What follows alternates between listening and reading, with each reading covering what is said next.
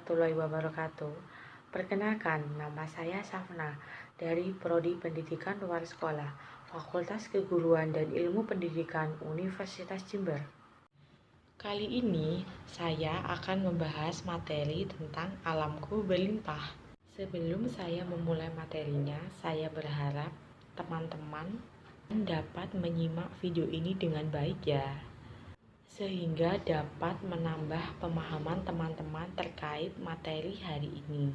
Sebelum pembelajaran dimulai, saya ingin bertanya, apakah sudah ada yang tahu apa itu pengertian sumber daya alam? Sumber daya alam adalah segala sesuatu yang berasal dari alam yang dapat digunakan untuk memenuhi kebutuhan kehidupan manusia. Yang selanjutnya, pengertian sumber daya alam yang dapat diperbarui. Sumber daya alam yang dapat diperbarui artinya bisa dibuat atau dipulihkan kembali. Contohnya, hewan, tumbuhan, pepohonan, dan ikan.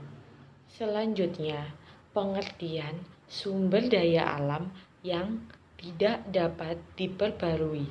Sumber daya alam yang tidak dapat diperbarui artinya akan habis suatu saat dan sulit atau tidak mungkin dibuat kembali.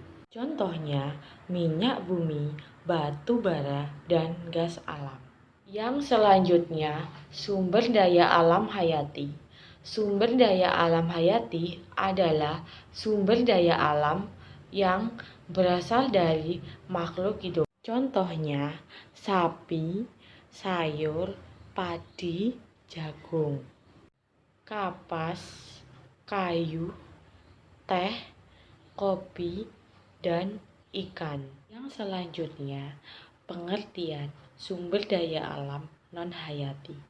Sumber daya alam non-hayati adalah sumber daya alam yang bukan berasal dari makhluk hidup. Contohnya, air, sinar matahari, tanah, bahan tambang, minyak bumi, dan gas alam. Selanjutnya, pengertian sumber daya alam kekal. Sumber daya alam kekal adalah sumber daya alam yang tak akan habis dan selamanya ada di bumi. Contohnya, air, udara, sinar matahari, angin, gelombang, pasang surut, dan panas bumi. Yang selanjutnya, potensi sumber daya alam Indonesia yang dimiliki oleh bangsa Indonesia. Yang pertama, hutan. Hutan di wilayah Indonesia merupakan hutan terbesar ketiga di dunia.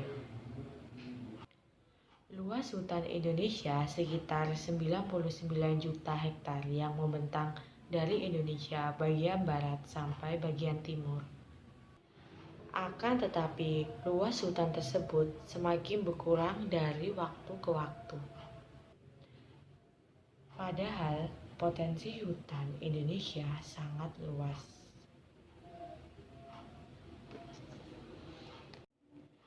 Yang kedua, laut. Indonesia pernah dikenal sebagai negara maritim. Ini dikarenakan sebagian besar wilayah Indonesia diliputi lautan dan samudera. Lautan di wilayah Indonesia kaya akan berbagai jenis ikan yang melimpah. Potensi ikan di laut Indonesia bisa menembus 6 juta ton per tahun. Yang ketiga, udara. Udara termasuk dalam potensi sumber daya alam karena memiliki fungsi dan manfaat bagi kehidupan. Selain itu, digunakan untuk bernafas.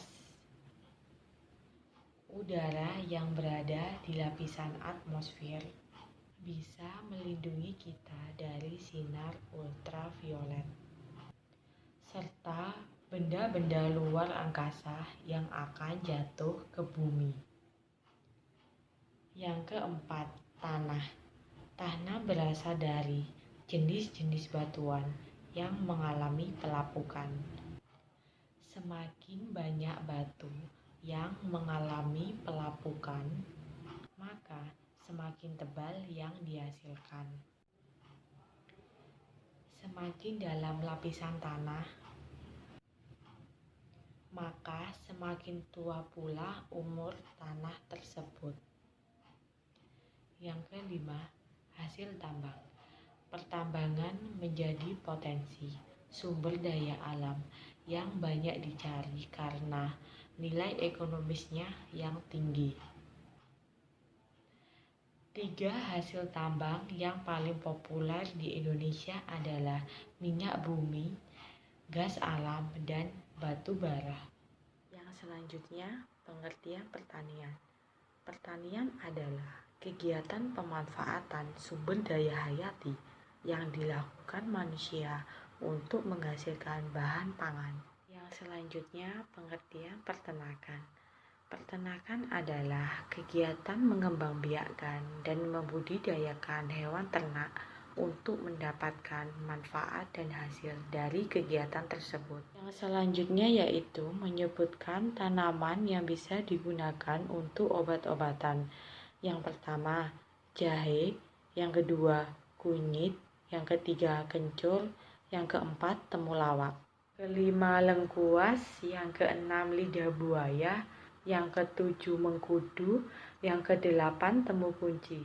Selanjutnya, menyebutkan bahan tambang mineral industri di Indonesia. Pertama, batu kapur, yang kedua, yodium, yang ketiga, belerang, yang keempat, kaolin.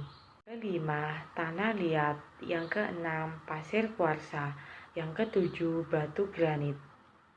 Yang selanjutnya, bencana lingkungan akibat perusakan sumber daya alam. Yang pertama, pencemaran limbah industri menyebabkan tercemarnya air tanah dan air permukaan dan terjadinya hujan asam yang mengakibatkan timbulnya berbagai penyakit. Yang kedua, penggundulan hutan terjadi karena adanya penebangan liar secara terus-menerus. Yang ketiga, kebakaran hutan terjadi karena kecerobohan manusia yang membuang puntung rokok sembarangan dan lupa mematikan api di perkemahan. Yang keempat, banjir terjadi karena ulah manusia yang membuang sampah sembarangan. Dan yang terakhir, menyebutkan upaya konservasi yang dapat dilakukan oleh masyarakat dalam aktivitas kehidupan sehari-hari. Pertama, mematikan AC. Yang kedua, mencabut charger handphone. Yang ketiga, menggunakan air bersih secukupnya. Yang keempat, menggunakan kendaraan seperlunya. Yang kelima, penggunaan energi listrik. Berikut contoh gambar sumber daya alam. Karena pembelajaran kali ini telah selesai, mari kita bersama-sama mengucapkan syukur kepada Tuhan Yang Maha Esa agar ilmu yang kita pelajari hari ini dapat bermanfaat bagi kita semua. Jangan lupa tetap semangat belajar. Terima kasih sudah menonton video ini. Semoga video ini dapat bermanfaat bagi kita semua. Wassalamualaikum warahmatullahi wabarakatuh.